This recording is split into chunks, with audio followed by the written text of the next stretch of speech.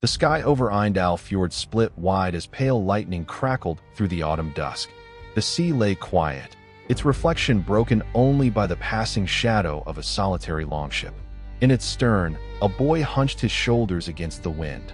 Eirik Varen, son of the forgotten village of Jarnholm, his hair dark as ash, eyes sharp with more sorrow than youth should bear. Eirik's tale began in tragedy. He had never known peace. Folk whispered that the gods themselves had cursed his blood for some long-forgotten offense. His father, Sigmar Varen, had vanished one bitter night, leaving only a rune-etched sword and a warning never to trust the northern wind. His mother, Sigrid, was lost to the sickness that followed the last council fire. Jarnholm itself crumbled, not by war, but by neglect, its stone hearths cold and moss-grown. Eirik survived by cleverness and luck. He fished in silence and spoke only to Halla the seer, the only elder left in the dying village. Halla's hut was thick with the smoke of burning mugwort, its walls covered in cloth painted with mythic shapes: the wolf, the eagle, the serpent. One evening, as frost crept across the windows, Halla summoned Eirik. Her voice was weak but intent. "You will leave this place soon. The time of waiting is over. The world does not care for orphans, but legends are often born from them." Eirik wanted to argue, but the words shriveled on his tongue. "You will seek the mark of Ymir," she said, "not as revenge, nor as glory, but as a bridge between the broken and the living. Hear me, the gods watch, but do not guide. You must be clever enough to twist fate to your purpose." She gave him 3 gifts: a fragment of Yggdrasil's root, a stone carved with her own name, and a pinch of blue powder. For protection, memory, and final courage. Eirik hid the items deep in his satchel. In the dead of night, he wrapped himself in sealskin and fled from Jarnholm. Behind him, the broken village sank further into shadow. His journey began alone, but loneliness seldom lasts. In the wild, Eirik met Brynjar of Stormholt, a warrior, broad-shouldered and quick to laughter, bearing scars from battles Eirik could scarcely imagine.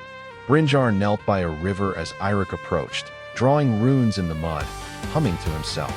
"You look like a boy who has lost things," Brynjar rumbled. "Only what the gods snatched away," Eirik replied. "Well," Brynjar said, "maybe it's time to steal something back." As they traveled together, Brynjar taught Eirik the ways of sword and shield, but more than that, how to read the heart's true intent. The warriors' stories were laced with ghosts and feasts, betrayal and brief forgiveness. Soon after, in the ruins of Eldspar, they met Carrie the Iron-Skinned, a woman so tall, her head brushed willow branches, her face tattooed with spirals Eirik didn't recognize. Carrie carried a warhammer and spoke to wolves as if they were unruly children. Brynjar claimed she was part giant, but Carrie refused to comment.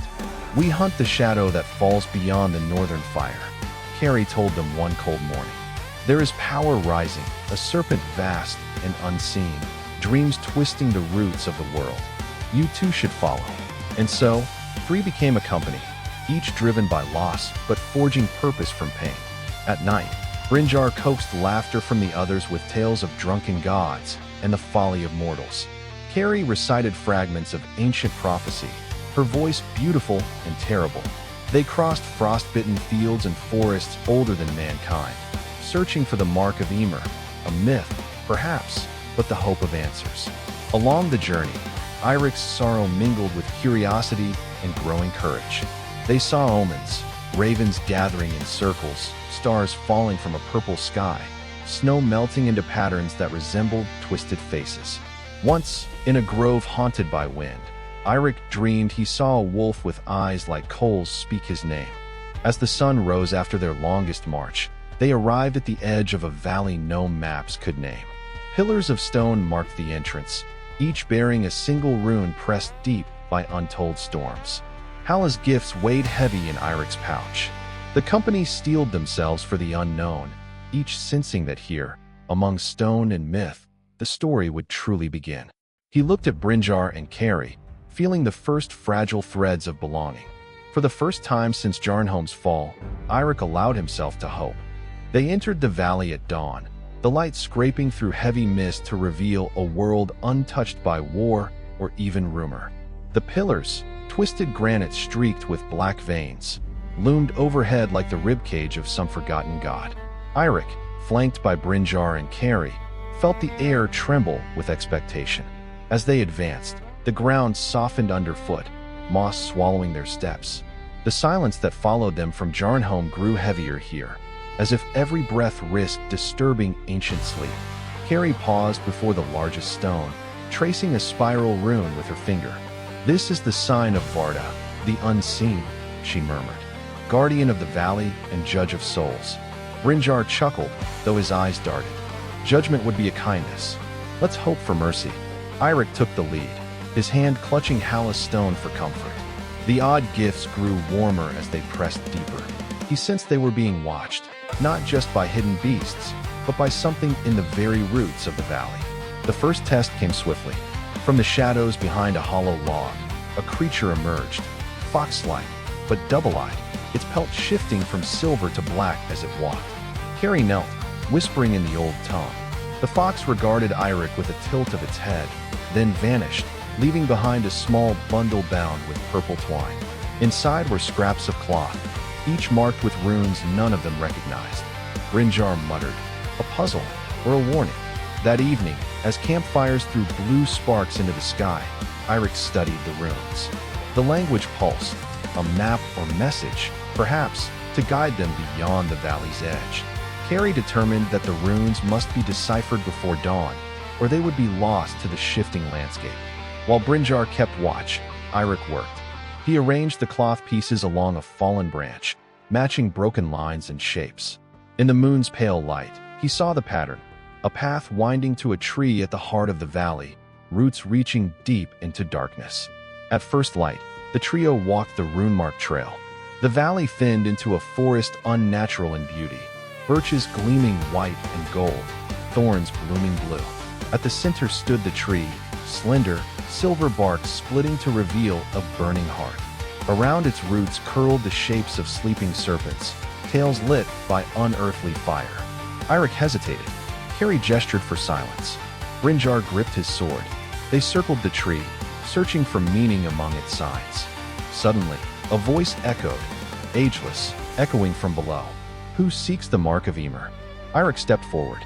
"We seek answers, renewal for our broken kin." The ground shimmered, roots twisted, parting to reveal a hidden hollow. From the darkness rose a figure, neither entirely man nor beast, draped in a cloak woven of moss and shadows, hands tipped in light. Its eyes held all seasons and storms. "You come by sorrow, carry gifts of prophecy and courage. But the mark is not won by hope alone. Each must offer their truest loss, their dearest bond." Keri knelt, laying down her warhammer. "I offer the memory of my father, lost to the ice." Brynjar set his sword down. "I offer the laughter stolen by storm and betrayal." Eirik swallowed, pulling Hala's stone from his pouch. "I offer my childhood, all that was safe and known." The tree burned brighter, the serpents waking and uncoiling, their eyes gold and sad. "You may go on," the figure intoned, "but you will not be unchanged. From this valley, you will dream differently. The gods are watching." When the sun lifted, the companions found in their hands new tokens, a golden braid from the tree, a vial of blue fire, a bone carved in shifting runes. The path forward shimmered, richer, darker, and opening toward the deeper wilds. That night, as auroras snaked overhead, Eirik dreamed of a great wolf walking beside him, whispering riddles. Keri and Brynjar slept fitfully, restless with emerging memories. Change was awakening, and the world was growing mythic around them. In the dark, Eirik promised himself he would bear whatever fate offered if it meant their suffering could spark something whole. They left the valley as the sun spilled green and gold across the mountains. Behind them, the tree's silver bark shimmered, a signal to old gods and restless spirits that the journey had truly begun. Eirik, clutching the golden braid, felt the weight of his sacrifice settle somewhere deep, threading uncertainty with stubborn resolve. The path led east into wild terrain. Here, the river Fingard carved its way through sheer cliffs and ancient forest, the water churning with secrets. Brynjar trekked ahead, reading signs in the wind. Bones of deer not touched by rot, feathers woven into tangled thorns, and claw marks etched in stone. none from any beast he knew. Carrie moved with silent purpose, her warhammer now replaced by the bone runes given to her by the valley's guardian. She muttered to them in a low, half-forgotten tone, her voice both a plea and a challenge. On the third night, their campfire drew attention. Eyes glimmered in the underbrush, shadows peeled themselves from tree trunks. From the dark stepped Solveig, draped in a cloak of blue crows and carrying a lantern made from hollowed antler. Her cheeks bore black marks, tears or runic blessings, and she greeted each companion without surprise. "I follow the old ways," Solveig said, her smile keen as ice. "You seek the mark of Ymir, yet know little of its price. Let me show you the river's truth." They hesitated, but Carrie nodded. Solveig led them to the Fingard's edge, where the water ran black and fast. She sang an eerie melody, half hymn, half warning, her voice curling through the branches. The river's surface twisted, visions flickered in its flow. Eirik saw himself as a child, chasing shadows. Brynjar saw old lovers lost to war. Carrie saw her family frozen among glaciers, their eyes unblinking and patient. Then, as the song faded, the river stilled.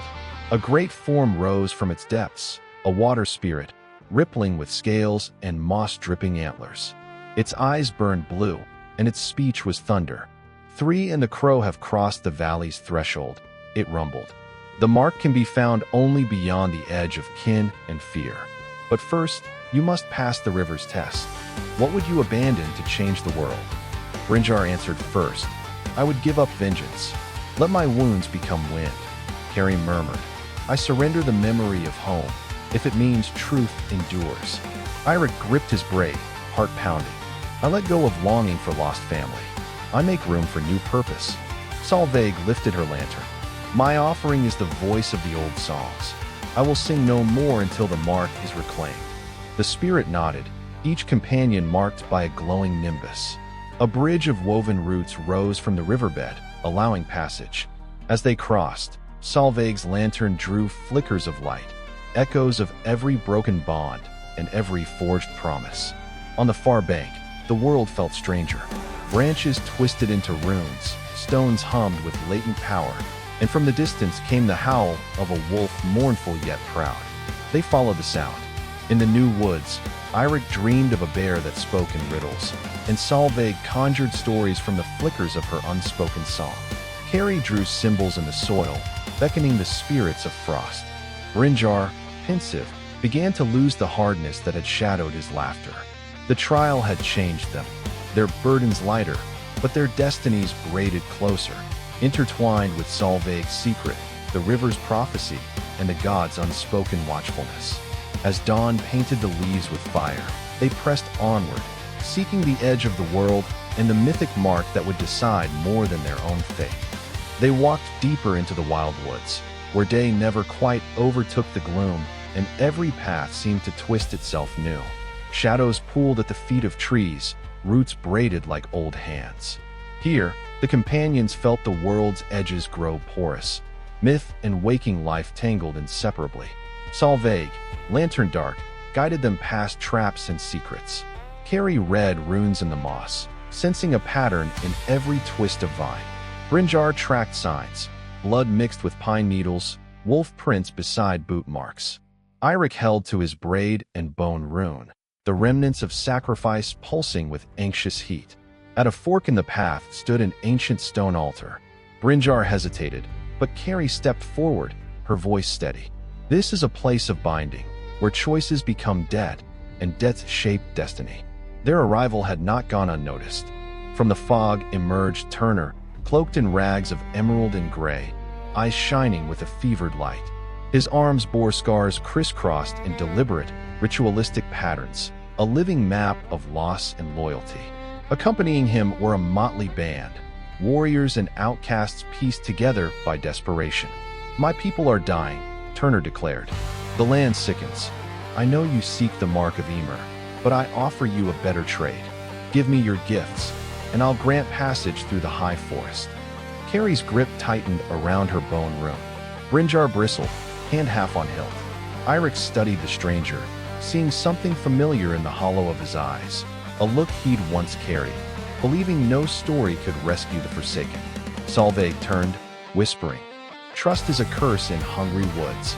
They negotiated by firelight, words quick and brittle. Turner told tales of ancient bargains, of a god who gave up power for a single day of forgiveness, of a woman who outwitted the wolf but lost her shadow. Eirik felt the old wound of longing ache. Could Turner truly mean well, or did his need mask ambition? Pressure built with nightfall. Solveig's silence grew heavy. Carrie's resolve faltered. Brynjar, restless, cajoled Turner into a trial, a contest of skill, courage, and wit, overseen by the altar spirits. The trial began at midnight. Each companion faced their own challenge. Eirik crossed a bridge of spectral flame, answering riddles posed by the hollow-boned god. His answers, grief, hope, and courage, held fast, earning the spirit's grudging nod. Carrie clashed with a shadow-clad wolf, using only her bare hands and a memory of her father's blessing. She emerged breathless, victorious but haunted. Brynjar solved a puzzle of knotwork, untangling not only rope but the story of his old resentment, allowing laughter to cut through sorrow. Turner watched, envy and respect mingling behind his fever-bright eyes. When dawn shattered the contest, he relented. "You may keep your gifts, but take this warning. Every power has its price, and the high forest demands tribute from all who enter." He offered them a charm made of twisted silver and pine needles. "Wear this, and my debt will follow you, for good or ill." They took the charm cautiously. As Turner disappeared into the fog with his band, Solveig turned, lips pressed thin. "We are not done with bargains," she whispered. "The mark of Emer lies further in, and what we carry now, hope, grief, memory, will be weighed beneath its gaze." Brynjar exhaled, looser than before. Carrie's shadow grew longer. Eirik placed the silver charm beside Hala's stone and golden braid, feeling their combined warmth and weight. Together, they crossed into the high forest, myth thick in the air, every leaf and pebble watching. In the hush before the next storm, Eirik felt a change, his loneliness softening, replaced by the unsteady rhythm of trust. Betrayal had been skirted, but the promise of transformation and risk beckoned, unstoppable. The high forest was nothing like the valley or wildwoods before it. Its trees gathered close, so ancient their canopies nearly touched the sky, and its air carried the weight of countless stories whispered by wind and wolf alike. Here, the companions' steps felt measured, judged. No songbird pierced the silence, only the distant groan of wood and the hiss of distant water. Eirik led, each token, Hala's stone, golden braid, pine charm, nudging him onward, heavier with every mile. Carrie's presence stilled wandering shadows. Brynjar's laughter, once easy, grew rare and tight. Solveig, lantern slung over her shoulder, walked apart, eyes scanning each tree for some sign, blessing, omen, or trap. As dusk fell on their second day, the forest revealed its danger. Roots rose, snarled, and tripped them. Thorns nipped at skin through cloaks.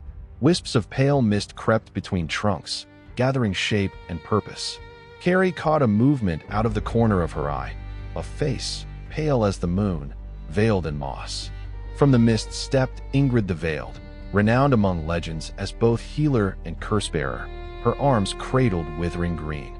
"Few survive the high forest without giving of themselves," she said, voice brittle. "You must choose, each of you, what memory you would surrender, so the woods may let you pass." Eirik shivered, the old ache pulsing in his chest.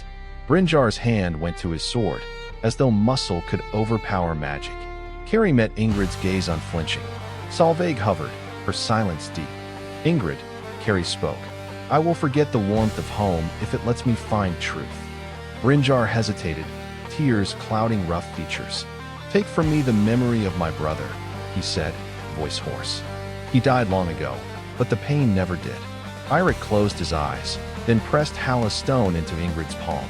"Let me lose the memory of that night, when I first believed hope was a lie." Solveig set her lantern at Ingrid's feet. "I give up the comfort of song. Let the world be quiet so truth may find me." Ingrid smiled, a crack in old moss. "So be it. The high forest accepts." Mists swirled, one by one, fragments of memory faded. Carrie felt the ache of home slip away, replaced by resolve. Brynjar's grief drew breathless, but lighter, a stone finally thrown downstream. Eirik's old despair softened, replaced by the burning urge to protect. Solveig's silence rang out, deeper than any melody. The woods parted, revealing a clearing alive with blue fireflies and a single stone arch. At its center, runes glimmered, a gateway to something far older than fear. They knelt, touched the arch, and found themselves somewhere new. Not quite forest, not quite the known world, the threshold of Ymir. Under this twilight sky, each companion felt the weight and gift of their sacrifice. Carrie saw patterns in the clouds, hints of the prophecy unfolding. Brynjar found ease in telling a joke, laughter thin and unburdened.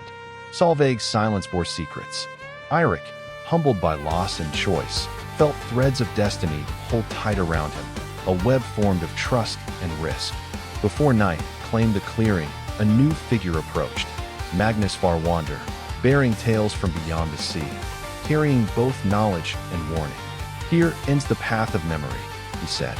Next begins the journey into the myth of your making. Choose again, and bravely, what you forge here will change worlds.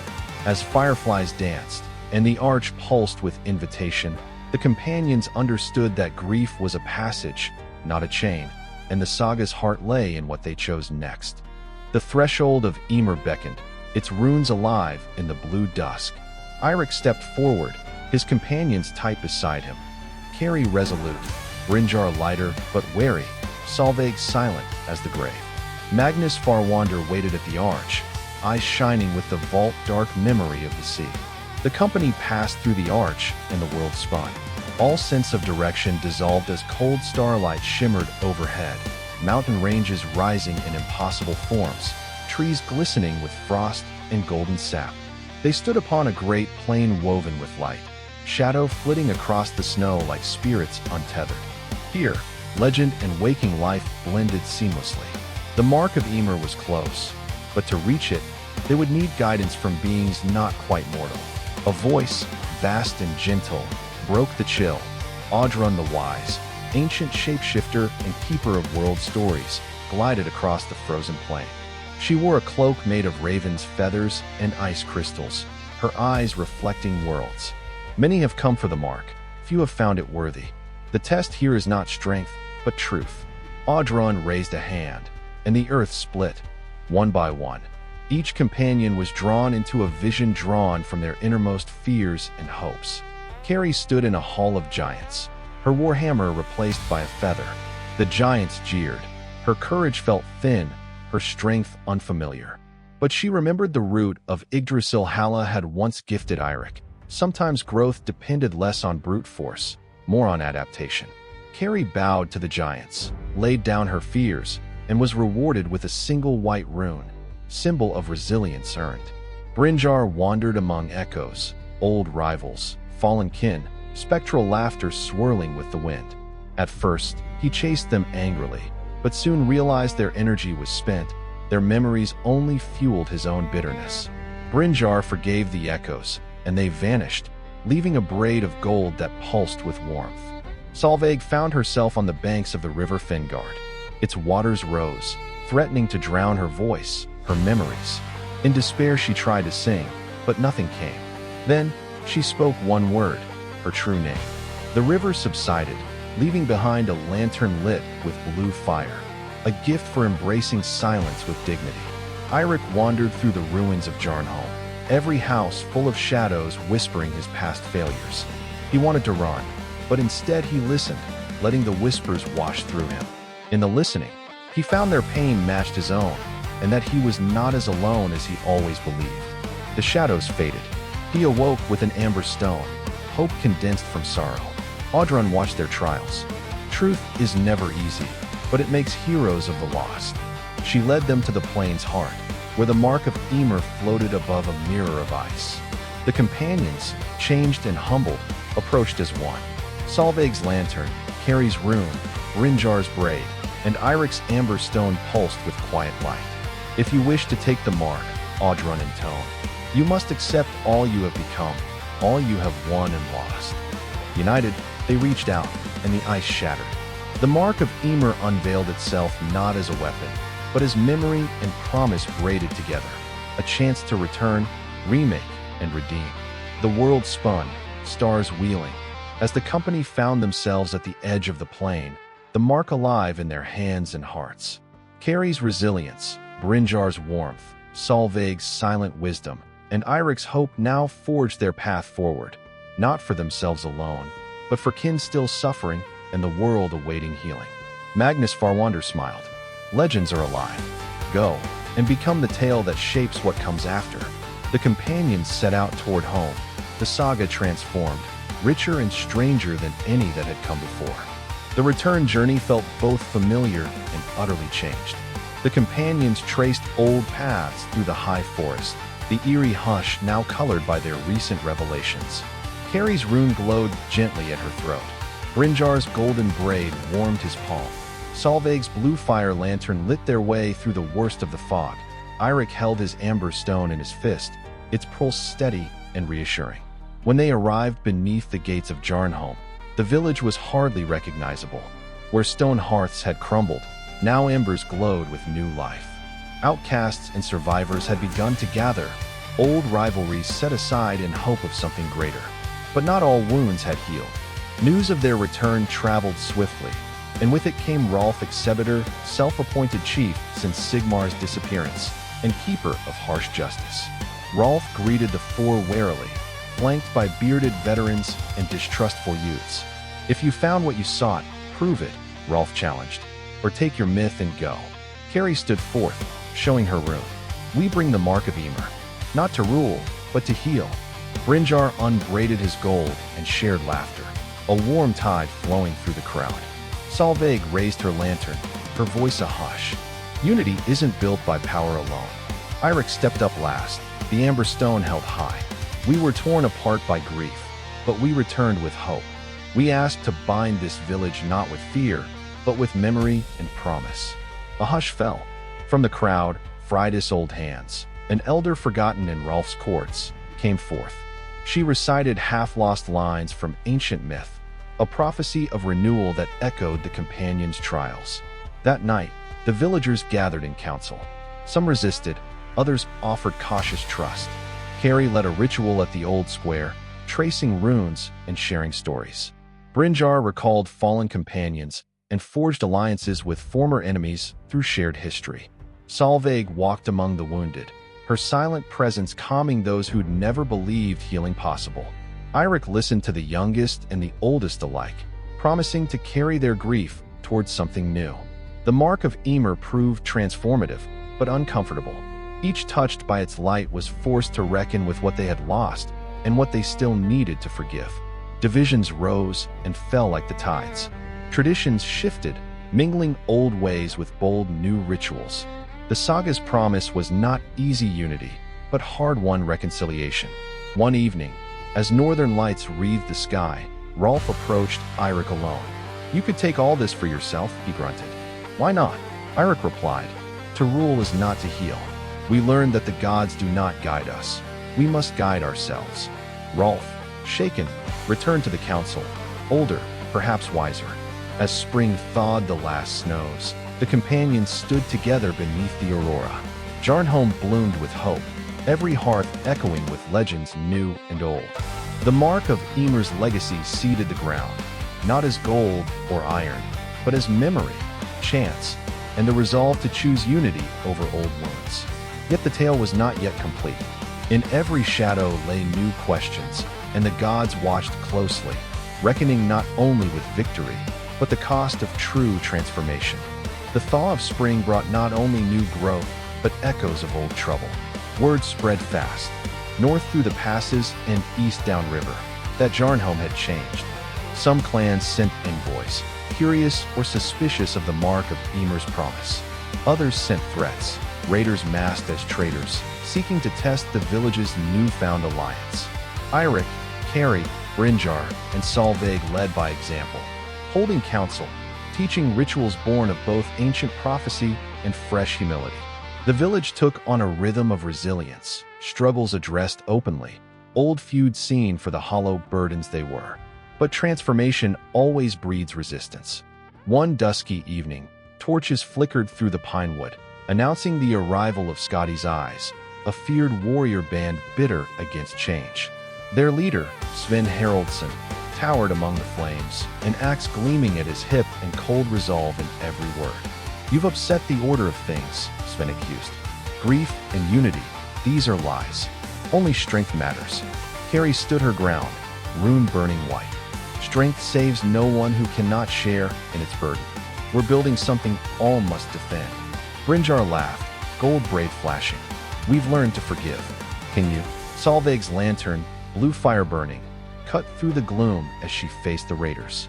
"Test us not for conquest, but for truth. Lay down your arms and join council, or leave with ash and regret." The standoff stretched into night. Sven relented, drawn by curiosity and perhaps envy of what he saw. Around the council fire, Eirik welcomed Scotty's eyes, inviting all to recount losses, hopes, and regrets. The air was thick with emotion. Old wounds rose and fell. A contest followed, not of blood, but of story and wisdom.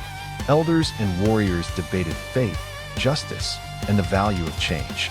Traditions clashed, yet always the companions found ways to bridge divides with listening and candor. As dawn broke, Sven offered a tense handshake. No true surrender, but the beginning of respect.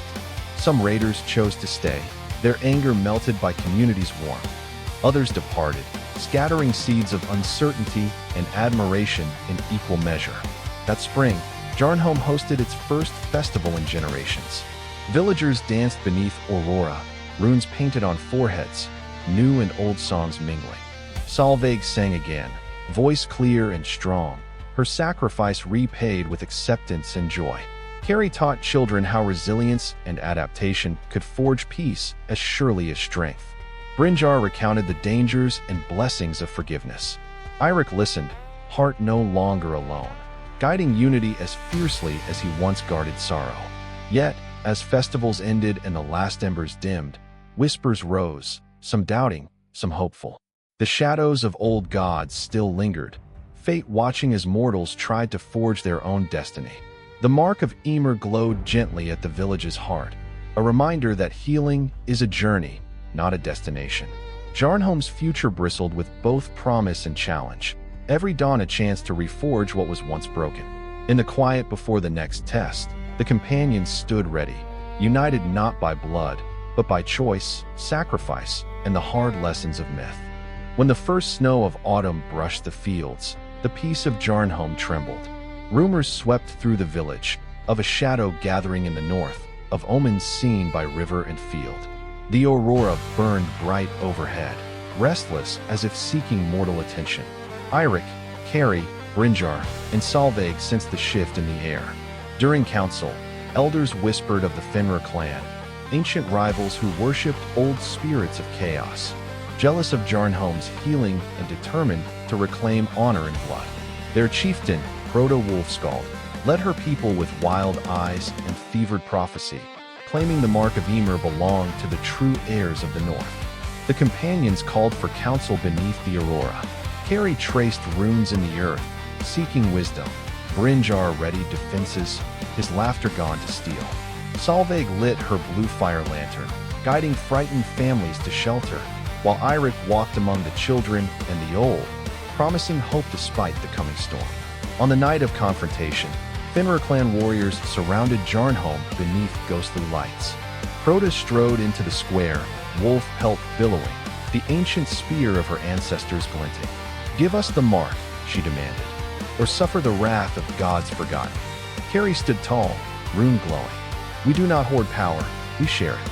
The mark is not a weapon, but a promise." Crota scoffed, launching a challenge by ancient law, trial by myth and memory. "If your healing is stronger than our hunger, prove it. Let our wounded and your healers redeem what battle could not."